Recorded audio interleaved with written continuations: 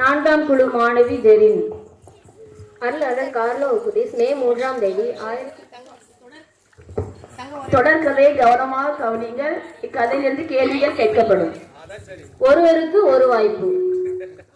அருளாளர் கார்லோ அகுதிஸ் மே 3ஆம் தேதி 1991 இத்தாலியில் உள்ள மோன்சா எனும் நகரில் பிறந்தார். அவரது பெற்றோர் அந்திரே அகுஸ்திஸ் அந்தோனியா சால்சோனோ அகுதிஸ். இவர் 7 வயதிலே நற்கருணை பெற்றார்.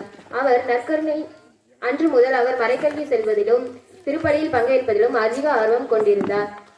கன்னி மரியாதான் வாழ்வின் ஒரு பெண் என்று கருதினார்.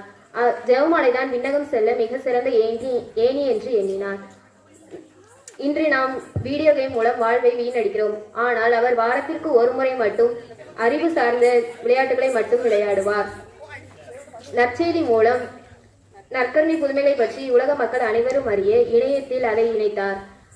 இவர் அக்டோபர் மாதம் 12ஆம் தேதி தனது 15ஆம் வயதிலே இறந்தார். அவரது உடல் 10 வருடம் கழித்து அழியாததால் அருளாளர் என்ற பட்டம் வழங்கினார். 2025ஆம் ஆண்டு அவருக்கு புனிதர் பட்டம் வழங்க வேண்டும் என எதிர்பார்க்கிறோம். அதற்காக ஜெயிப்போம். அருளாளர் கார்லோ அகுதிஸ் எங்கு எப்போது பிறந்தார்? மே 3, 1991 மோன்சாய் நகர்.